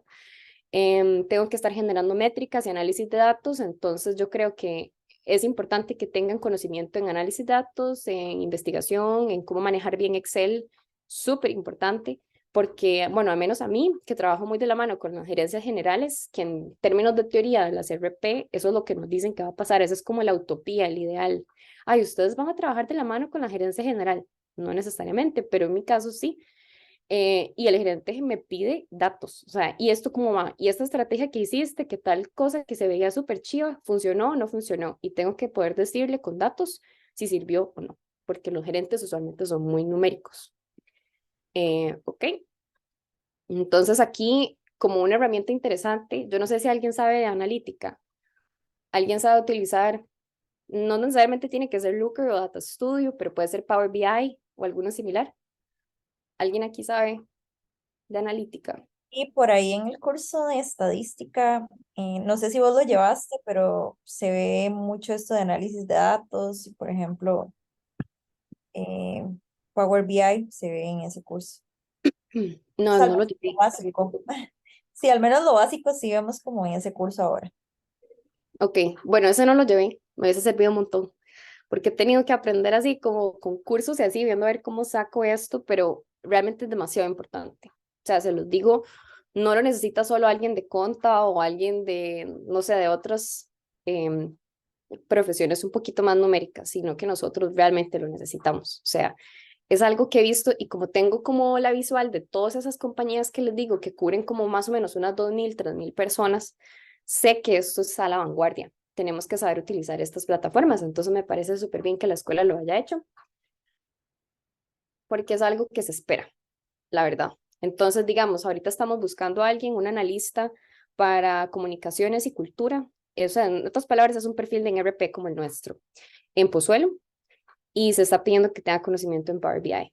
Entonces, para que vean que si no, todavía no tiene mucho conocimiento, no lo manejan tan bien, pónganse las pilas y porque hay un montón de cursos como, no necesariamente gratuitos, pero a precios como bien amigables y se pongan las pilas con eso, porque realmente es importante. Ok, bueno, en 2020 otra cosa, la investigación me dijo que era demasiado importante saber hacer presentaciones. Ya sea si estoy trabajando en agencia, bueno, es que eran solo agencias, pero si estoy trabajando en agencia, y no especificaban en otro mercado laboral. Yo les digo que es demasiado importante. O sea, van a tener que hacer presentaciones para defender ideas, para hacer despliegues estratégicos. Eso sí, ojo, si quieren trabajar en como interna, ¿verdad? Yo les estoy dando como esa óptica, hacer presentaciones, no solo que estén bien diseñadas y que se vean bonitas, sino que tengan una línea narrativa, que tengan un discurso estratégico conforme a unos objetivos planteados, es demasiado importante, demasiado. Yo he tenido que dar formaciones a gente que tienen gerencias, gente que tiene demasiada experiencia, maestría y no sé qué, y aquí y allá, y no saben hacer presentaciones. Y eso es algo que se está pidiendo. Digamos, nosotros pronto en Servicios Nutresa vamos a hacer un reclutamiento para igual un analista en comunicaciones y cultura, que es la persona que va a ocupar mi puesto. Y yo voy a hacer una prueba para que saber si sabe o no hacer una buena presentación, porque es importantísimo. O sea, yo lo pondría como top. Entonces, mi recomendación es que no usen Canva. Yo sé que lo usamos mucho porque es muy sencillo de utilizar, pero a nivel de marca, a nivel de personalización de la información y de exposición del contenido, lo mejor es no utilizar Canva. Yo no uso Canva nunca. Todas las presentaciones que hago son de mi creación propia, o sea, yo hago como los diseños y los gráficos, lo vectorizo un poquito en Illustrator, luego lo paso a InDesign y bueno, y también saber utilizar After Effects para otro tipo de necesidades a nivel de comunicación. Pero esa es mi recomendación, que tenga más personalización en la exposición del contenido, porque al final tenemos que saber diferenciarnos de otras personas, porque yo ahora cualquier persona se puede meter a canva.com, cualquiera, sin importar si sabe o no de diseño, y le queda medianamente bien. Y nosotros tenemos que aprender a diferenciarnos como un profesional que está por encima. Entonces, les cuento, bueno, de hecho también hay otro proceso de reclutamiento en POPs para un profesional graduado, digamos, del bachillerato en RP, pero con cierto, que ya haya iniciado la licenciatura. y también se está pidiendo que tenga conocimiento en diseño. Entonces, sí es importante que una persona sepa vectorizar o dibujar algo en Illustrator desde cero, por ejemplo. Entonces, eso sí se está pidiendo. Entonces, de hecho, pongo el logo ahí de PowerPoint a la izquierda, porque los líderes de agencias nos habían dicho que PowerPoint, pero yo he visto que no es suficiente, ¿verdad? Entonces, para que mejoren un poquito ahí las habilidades en diseño. Ahora, la investigación también nos dijo que es importante que el profesional tenga una buena ortografía y calidad en la redacción, pero lo pusieron así como demasiado importante porque lo hablaban más en términos de agencias. Sí, bueno, un profesional puede ser demasiado bueno, pero me escribe un súper mal o me escribe un nombre sin una tilde, un apellido o lo que fuera, está frito. O sea, prácticamente casi que ya no voy a confiar en esa persona. Mi experiencia profesional dice que así es, o sea, es demasiado importante. Yo a veces tengo que compartir información a las gerencias generales, montar guiones, o sea, temas que son no solo para públicos importantes, o sea, todo el mundo es importante. Y si no es, y si está mal escrito, realmente nos presenta como un profesional como no muy bien preparado. Entonces, si sienten que tienen como deficiencias en temas de ortografía, gramática o así, yo utilizaría como herramientas para apoyar, de apoyo, y también investigaría. Por ejemplo, he notado un error a nivel de interno de la compañía que la gente de TI, la misma gente de TI escribe TI con los 2 puntos. Y según la RAE se escribe sin los puntos, porque es como escribir las TICs, se escribe sin puntos. Entonces, hasta esos pequeños detalles hay que hacerle ahí como un proofreading para que quede súper bien. Entonces, si así cosas en correos, saber diferenciar entre cuáles esos 4 porqués, eso se ve en el colegio, pero es importante, ¿verdad? El sí, no, el sí, no, todos esos, o sea, hay que reforzar esos temas gramaticales o si no, googlearlos antes de escribir y no asumir que está bien, porque si no, error fatal, ¿verdad? Y no mezclar voceo con tuteo y ustedeo, ¿verdad? Tener mucho cuidado con eso, saber distinguir los tratamientos informativos. Bueno, en la investigación también nos dijo que el profesional en RP tiene que tener habilidad de asesoría en comunicación estratégica.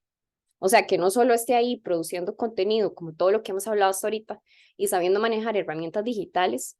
Vean que la investigación era de habilidades digitales. Y aún así nos reflejó que un profesional tiene que tener esa seguridad, esa confianza para poder asesorar en comunicación estratégica. Y yo lo he visto que es demasiado evidente. O sea, a mí me llegan a preguntar las altas gerencias porque hay mucha deficiencia en términos de comunicación. Nosotros lo normalizamos, pero no todo el mundo sabe comunicarse bien. No todo el mundo. Entonces tienen muchas dudas y hay que tener primero, capacidades, competencia, confianza y mucha seguridad en ustedes mismos de que tienen ese conocimiento. O sea, ustedes pueden venir saliendo de la U, pero ustedes están súper bien preparados. Entonces trabajar como en esa, sí, como en esa confianza y en esa motivación que ustedes puedan tener para realmente estar seguros de lo que están transmitiendo. Entonces yo creo que, y también un alto conocimiento en vocería, porque la vocería no es solo con medios de comunicación. Ahora todo se mueve, o sea, todo lo que ustedes transmiten hacia comunicación interna se vuelve externa. Ya no existe la comunicación interna de una empresa, porque si es de una crisis o aunque no sea de una crisis, se salta hacia afuera y ya se volvió comunicación, ya no es interna y externa, no. Ahora todo se mezcla. Entonces, mi recomendación es que tengan un alto conocimiento en vocería. Si no tienen como un entrenamiento fuerte en esto, lleven algún curso, tengan por lo menos a la mano tips, ¿verdad? ¿Qué se hace, qué no se hace? La diferencia entre, bueno, todo tipo de tratamiento en vocería, no solo con medios de comunicación, sino también en puestos de liderazgo, con proveedores, con públicos de interés, bueno, de todo, ¿verdad? Pero sobre todo la confianza, porque les van a pedir asesoría y ustedes tienen que mostrarse como un profesional súper listo. Bueno, otra cosa que la investigación nos dijo es que el profesional tiene que saber editar audio y video, que eso es como lo que siempre nos dicen, pero eso tenemos cursos de eso, comunicación colectiva, ¿verdad? Amarra todo. Yo pienso que es incluso un poquito más profundo, sobre todo en mi caso, porque estoy en una organización que es relativamente pequeña. A pesar de que trabajo de la mano con otras compañías, a veces me toca hacer estrategias para todas las compañías y me toca hacerlo a mí solita. Y la estrategia cubre desde editar, animar, grabar y hasta comprar equipo, porque en la compañía había un equipo así súper viejo y yo le dije a mi jefa, esto no lo podemos usar, está demasiado mala, la cámara está pésima. Entonces tuve que asesorar desde cuáles micrófonos de solapa comprar, cuál es el mejor trípode, cuál cámara nos puede salir bien. Ahora el gerente hasta quiere un teleprompter y yo como, bueno, no lo veo necesario, pero bueno, lo quiere. Entonces, es importante si están en comunicación interna y están en una organización que tiene presupuesto, que está posicionada y todo el tema, y aunque no lo esté, saber asesorar al equipo en cuál es ese mejor, cuáles son los mejores aparatos que podemos comprar, también viendo el presupuesto que ustedes tengan.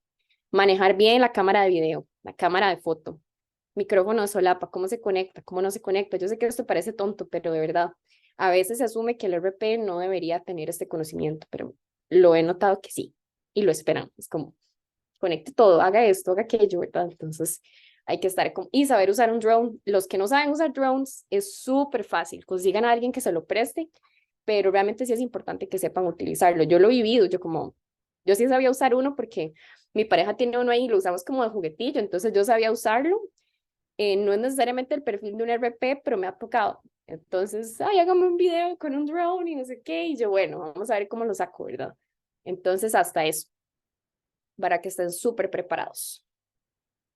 Y bueno, ya finalizando, mi experiencia profesional me saltó como estos 2 tips y recomendaciones que les tengo en caso de que quieran utilizarlos, aplicarlos. Esto no lo dijo la investigación, sino que esto fue como con base en lo que yo he visto. Primero es que tienen que tener una alta capacidad de creatividad e innovación, porque van a llegar los diferentes departamentos, las diferentes gerencias diciendo, ay, mira, es que queremos implementar una nueva estrategia de, no sé, blockchain. Y uno, ok, ¿y qué quieren hacer? ¿Qué quieren lograr? ¿Cuáles son los objetivos? Y se te tiene que ocurrir algo para poder alcanzar esa meta, ese propósito.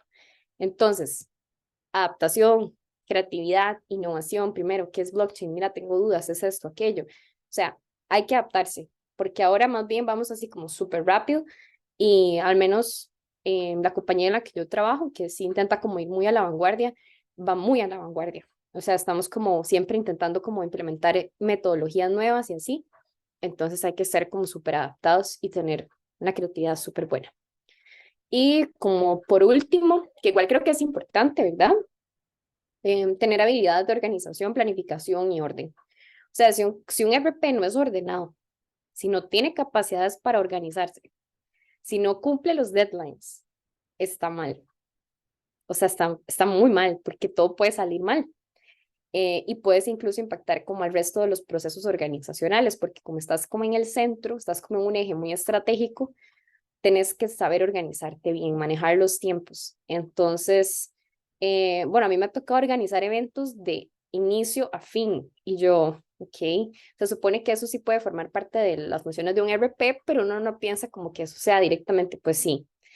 Y no solo eso, sino iniciativas corporativas que ahora el gerente quiere que hagamos esto o aquello, entonces sí necesitamos tener unas buenas habilidades de organización, planificación y orden, pero muy fuerte. Si hay alguien que piensa que es así como que es medio desordenadillo, el mercado laboral lo va a cambiar porque los jefes son bien intensos. Quieren todo súper rápido, quieren todo súper bien hecho y en el deadline que se les dijo que se les iba a entregar. Entonces, por ahí como esa recomendación. A menos estoy hablando, ¿verdad? Como empresa privada, como interna, ¿verdad? Que la cosa es así como bien estricta. Eh, bueno, creo que en agencia también. Y eso sería. Hice una presentación como bien cortita, como resumida, para no aburrirlos, espero. Uy, está como trabaja esta compu. Listo. Eso es. Muchas gracias, María José. No sé si las y los compañeros tienen algún comentario, alguna duda, pregunta. Este es el momento. No, tal vez comentario sería, porque me llama mucho la atención la parte de este diseño que mencionó María José, porque realmente una vez ilustrador y todo esto en los cursos de la U puede aprenderlo, ¿verdad? Pero en presentaciones, así como nunca me había planteado, digamos, como hacer el diseño desde cero. Por ejemplo, uno en la U siempre está como como más preocupada por el contenido que, que por el diseño. Entonces, me pareció bastante curioso esta parte. Y de hecho, sí la había visto ahora que publicaron como el puesto para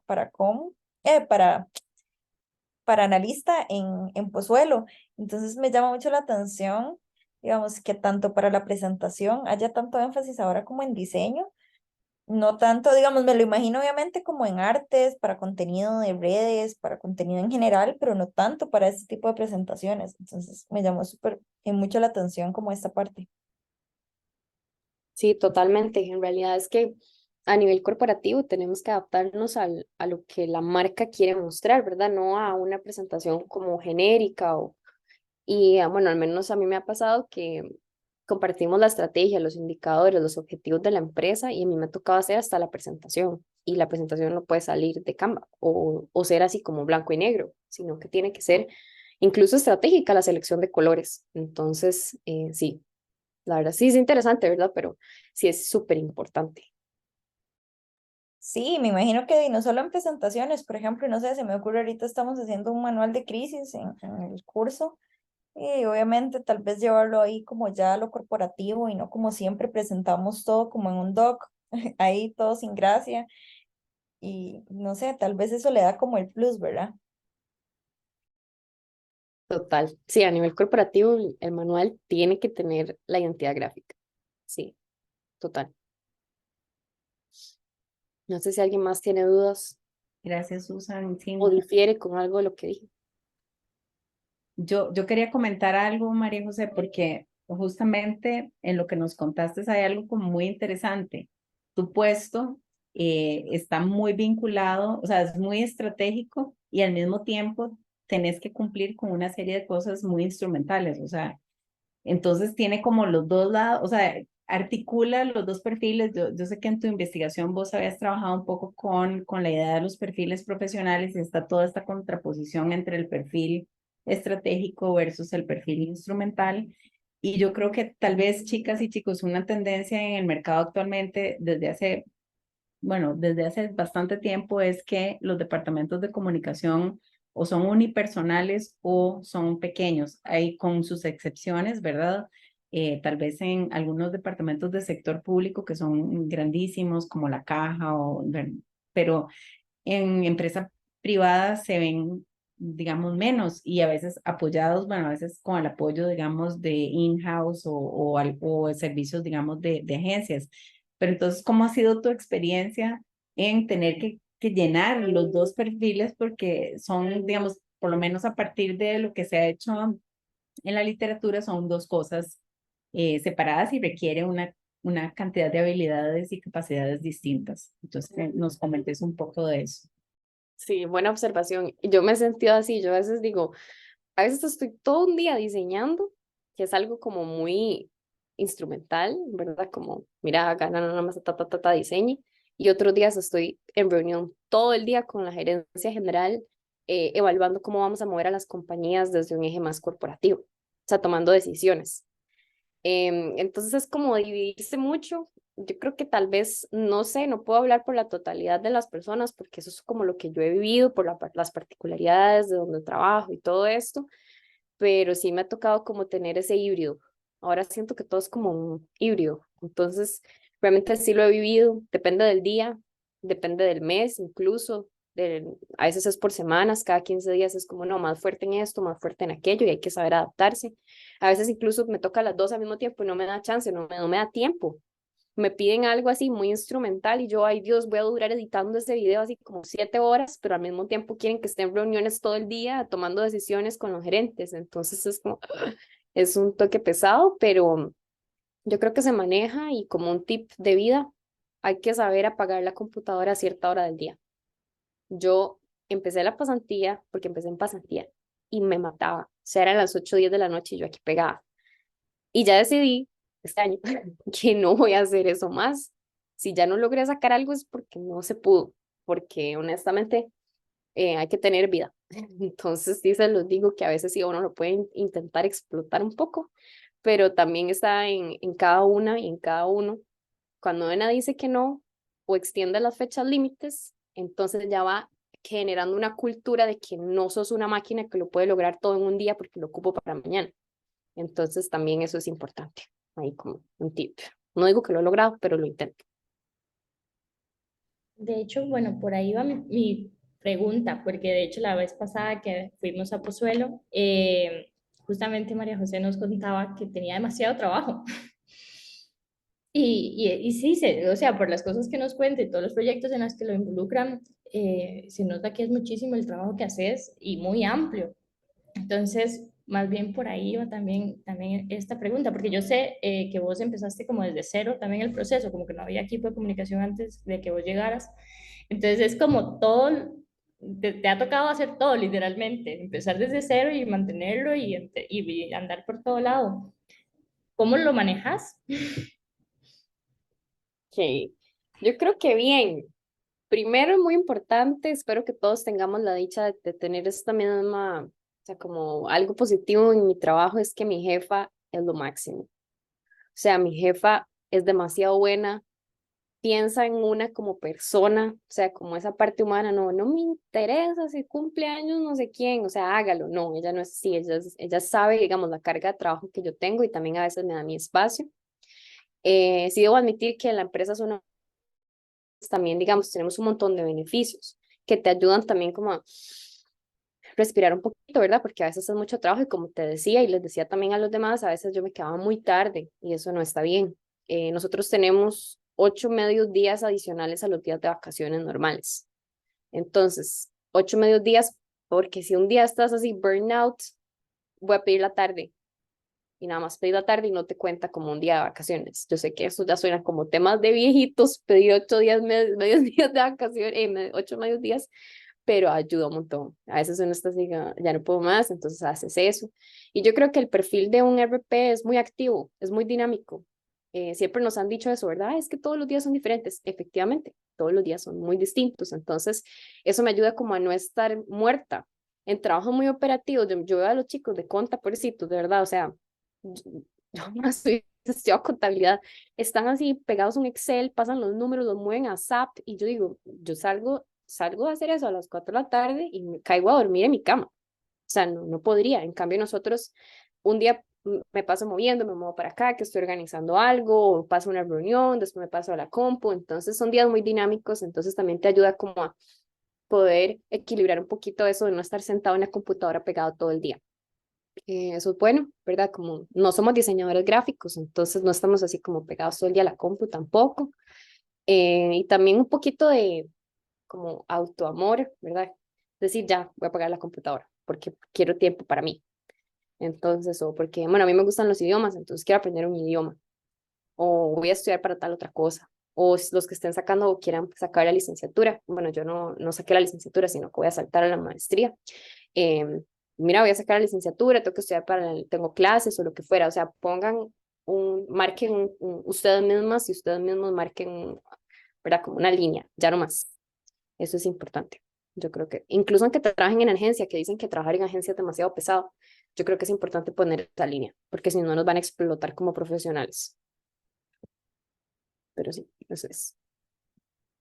No sé si alguien más tiene preguntas, comentarios, dudas. ¿Nadie? Me gustó Yo tengo mucho. una pregunta, tal vez, respecto a su uso de After Effects. O sea, ¿se ha aprendido así como sobre la marcha o a puro tutorial?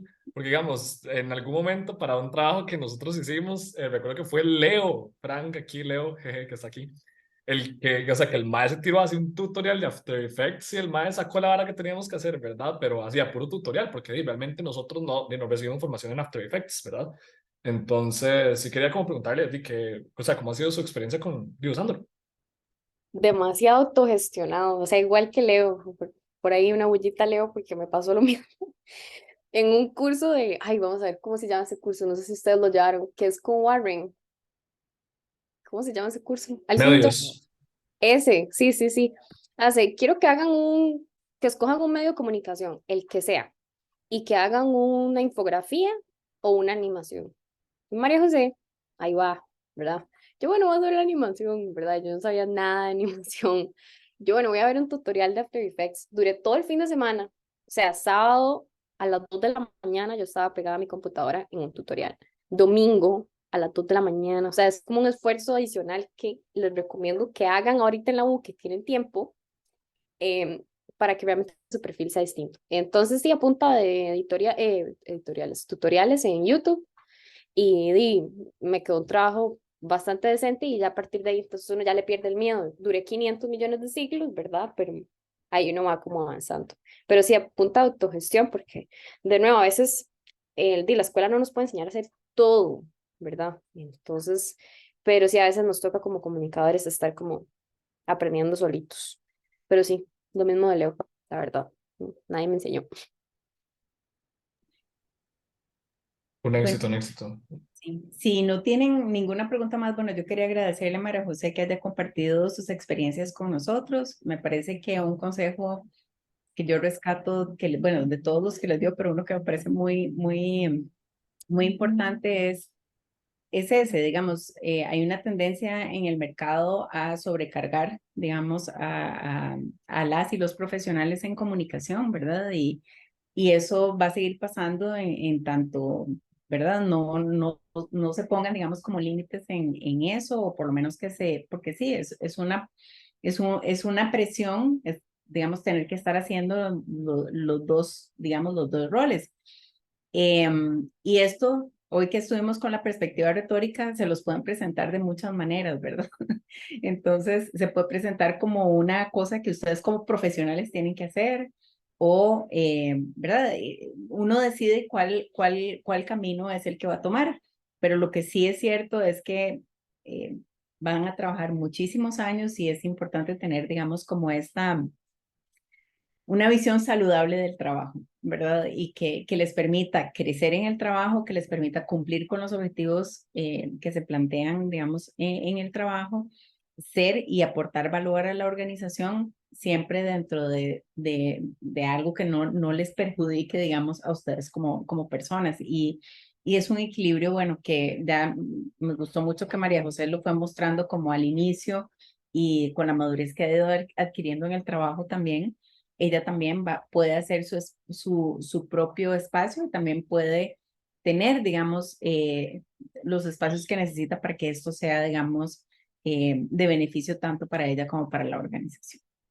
Entonces, bueno, muchísimas gracias, María José. Me encantó verte después de todo este tiempo. Siempre es un gran gusto verles, digamos, a los estudiantes cuando ya están realizados, profesionales, haciendo cosas chivísimas.